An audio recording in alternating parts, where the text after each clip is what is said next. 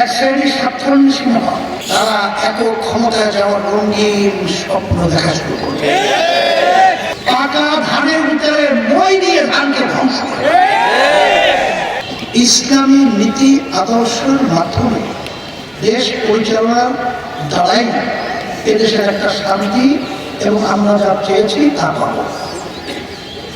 এই লক্ষ্য উদ্দেশ্য নিয়ে যখন আমরা পত্র হয়েছিলাম, একটা সারা আলহামদুলিল্লাহ জেগেছিল এবং আমার ভাইরা মা বোনেরা অধীর আগ্রহে তারা দিন রাত্র সময় বলছিল যে তারা সময়টাকে কাজে লাগাবে, কিন্তু এক শ্রেণীর স্বার্থান্বেষী মহা এই সুযোগটাকে ব্ল্যাকমেইল করে আমাদেরকে প্রতারিত করেছে।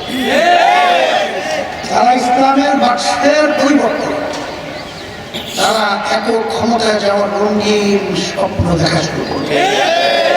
আমার আছে টরবিনো, আপনার আছে তো?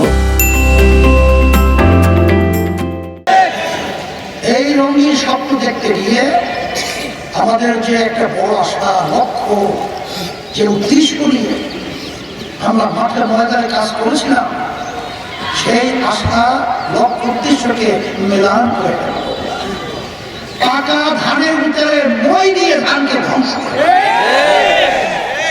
আমরা তখন দেখলাম যে ইসলামের সাইনবোর্ড থাকলেও তারা বাস্তবে শরিয়া অনুযায়ী দেশ পরিচালনা করবে না। গোপনে গোপনে আমাদের পাশের রাষ্ট্র ভারতের সাথে একবার নয় বহুবার মিটিংয়ের মাধ্যমে আমাদের দেশের মানুষের পরিচয় তীর মেরে আঘাত করেছে। যখন আমাদেরকে প্রতারিত করলো, যখন নিজেদের চলার সাথীদের সাথে বন্ধুদের সাথে যখন প্রতারণা করলো, তখন ইসলামী আন্দোলন বাংলাদেশ আমরা তখন দেখলাম যে যারা নিজেদের সাথীদেরকে নিয়ে প্রতারণা করে, যারা একসঙ্গে চলার বন্ধুদেরকে নিয়ে প্রতারণা করে, এদের মাধ্যমে বাংলাদেশের মানুষ প্রতারিত হবে, আমাদের আশা আকাঙ্ক্ষা বাস্তবায়ন হবে।